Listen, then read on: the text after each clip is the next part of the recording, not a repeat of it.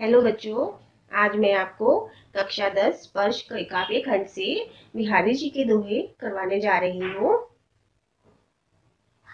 सोहत ओढ़े पीत पट श्याम सलोने गात मनो नील मन सैल पर आतप पर्यो प्रभात। सोहत मैंने अच्छा लगता है, ओढ़े ओढ़ा हुआ, पट क्या है? वस्त्र है। श्याम तो आपको पता ही है श्री कृष्ण है। सलोने सुंदर, गात क्या है? शरीर।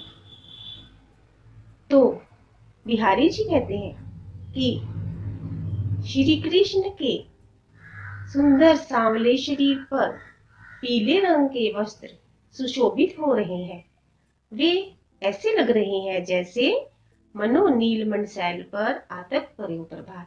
ऐसा प्रतीत हो रहा है जैसे सुबह के समय, प्रभात में सुबह के समय सूर्य की किरणें। आतप क्या है? धूप। धूप किसकी है? सूर्य की। सूर्य की धूप पीली होती है, तो ऐसा प्रतीत हो रहा है जैसे नीलमणि पर्वत पर सूर्य की किरणें पड़ रही हो, क्योंकि पीले रंग के वस्त्र हैं श्री कृष्ण के और पीले ही धूप है। तो ऐसा लग रहा है जैसे नीलमणि पर्वत पर सुबह की धूप पड़ रही है, अर्थात श्री कृष्ण जी के वस्त्र और उनका रूप बहुत ही सुंदर लग रहा है, जैसे नीलमणि पर्वत पर प्रातःकाल की धूप पड़ रही है। कहलाने एकत बसत एह मयूर मृग बाग जगत तपोवन सो कियो दीर्घ धाग निधा निधा। एकत एक जगह, एकत्र इकट्ठे, बसत बसत मैंने रह रही हूँ। अही क्या है? सांप है। मयूर आपको पता है मोर है, मृग पता है हिरण है, बाघ शेर है।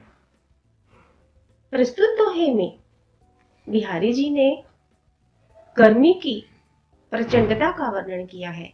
वे कहते हैं कि ग्रीष्म ऋतु में बहुत अधिक गर्मी होने के कारण जो एक दूसरे के बैरी हैं, कौन है बैरी? सांप, मोर, हिरण और शेर।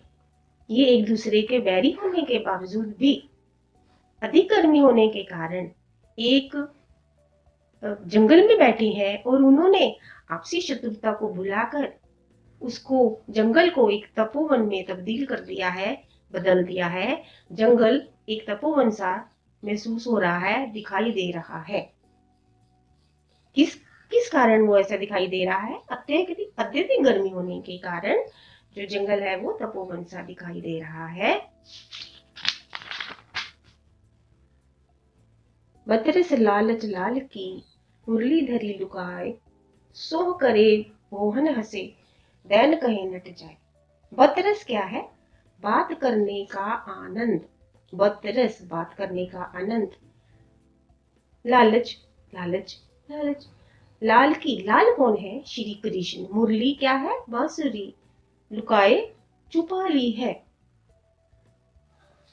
प्रस्तुत दोहे में गोपियों की और श्री कृष्ण की बातें करने के और उनकी जो लीला है उसका वर्णन करते हुए कहा है कि श्री कृष्ण से बातें करने के आनंद के लालच में, बतरस लालच, बातें करने के आनंद के लालच में गोपियों ने क्या किया है? मुरली मुरली उनकी बांसुरी छिपा कर रख ली है। सोह करे, सोह सोह क्या है? सौ खाना, यानी कि कसम खाना, सौगंध खाना। गोपियां क्या करती हैं जब वो श्री कृष्ण पूछते हैं कि मेरी मुरली कहाँ है, तो गोपियां सौ खाती हैं, सौगंध खाती हैं। फिर क्या कर देती हैं? बोहन हंसे। बोहन, बोहन क्या है? ये हमारी भौहें, यानी कि आईब्रोज, भौहें। इनसे हंसती हुई भी प्रतीत होती हैं। वह अपनी भौहों से हंसती हुई संकेत देती हैं कि मुरली उन्हीं के पास है। जब श्री कृष्ण उन्हें बोलते हैं कि मेरी मुरली मुझे वापस दे दो, तो वो क्या करती हैं? दैन कहे नट जाए। नट क्या है? इनकार कर देती हैं और बोलती हैं कि हम तुम्हारी मुरली नहीं देंगी, या वो ये कहती हैं कि हमारे पास मुरली है ही नहीं, तो हम आपकी मुरली कैसे वापस करें। तो ये इस दोहे में बिहारी जी ने गोपियों की और श्री कृष्ण की लीला का वर्णन किया है।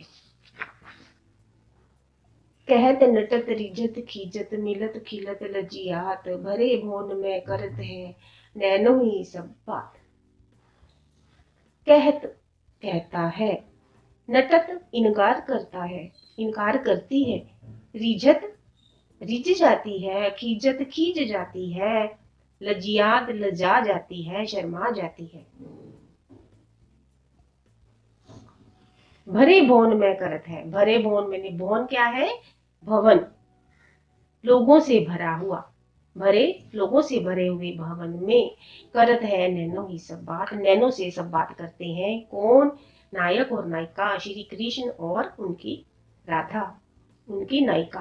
तो कहत नटत रिझत खीजत मिलत खिलत लजिया, सगे संबंधियों से, लोगों से भरे हुए भवन में सब आंखों ही आंखों से नायक और नायिका आपस में प्रणय निवेदन करते हैं कि नायिका तुरंत मना करती है। नायक नायिका के मना करने के ढंग पर क्या है? रीझ जाता है, यानी कि प्रसन्न हो जाता है। फिर उसकी प्रसन्नता देखकर नायिका खींच जाती है। मिलत, तब दोनों की आंखें परस्पर मिलती हैं और खिलत, दोनों के चेहरे खिल जाते हैं। लजियात, फिर क्या करती है नायिका जो है वह लज्जा जाती है, शर्मा जाती है।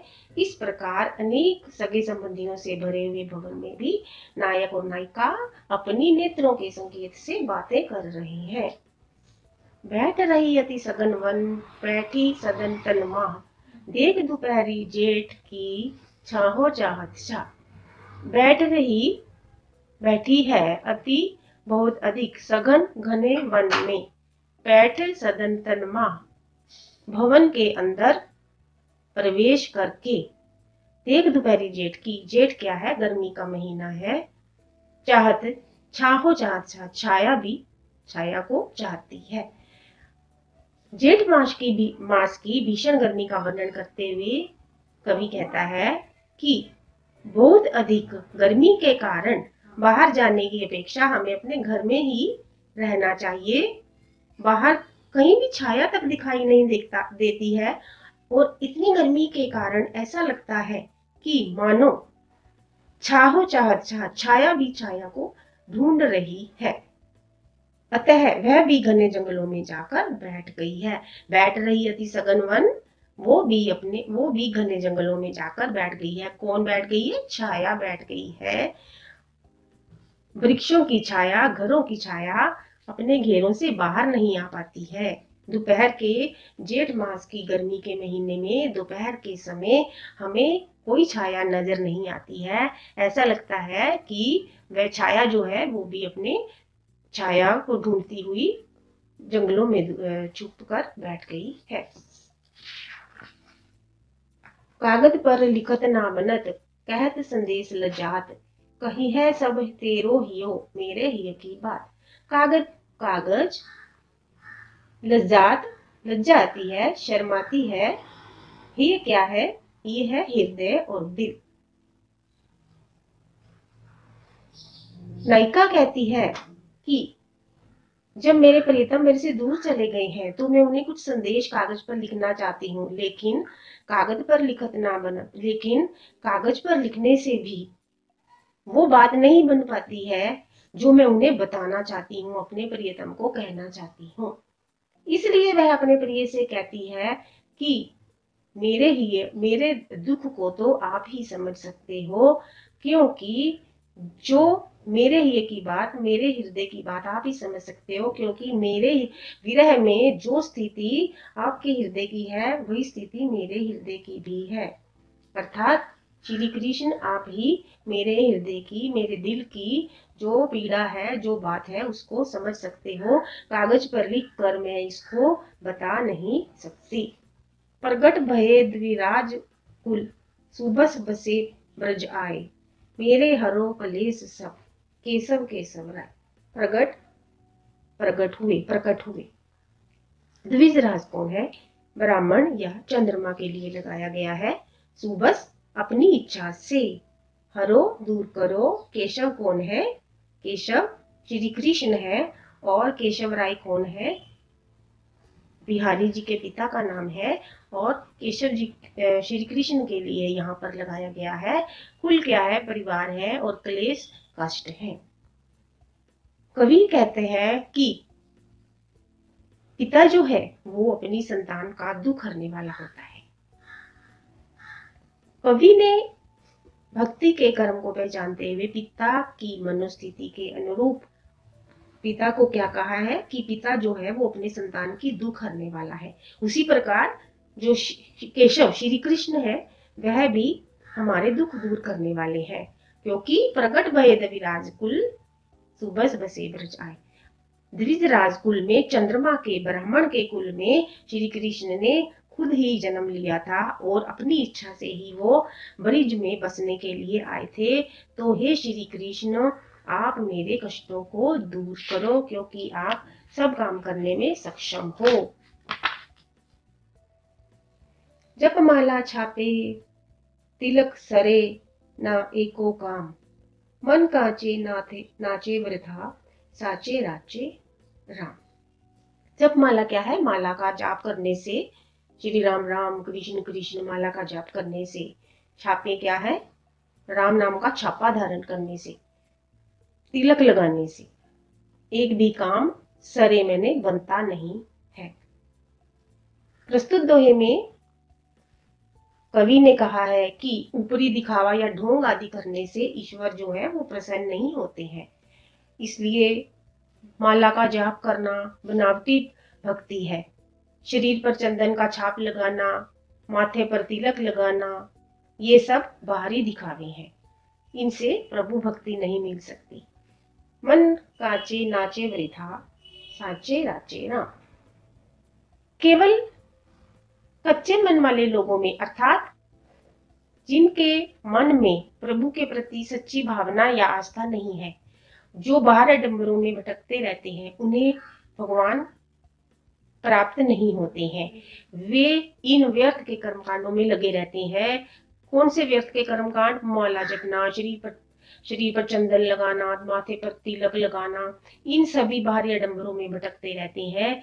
और राम क्या करते हैं? पर राम तो, भगवान तो सच्ची भक्ति को देखकर ही प्रसन्न होते हैं। साचे राचे राम, जो राम है वो सच्ची भक्ति को देखकर प्रसन्न होते हैं, ना कि इन छापों से, माला जपने से और तिलक लगाने से वो प्रसन्न होते हैं। तो राम प्रसन्न होते हैं, अपनी आंतरिक भक्ति देखकर प्रसन्न होते हैं।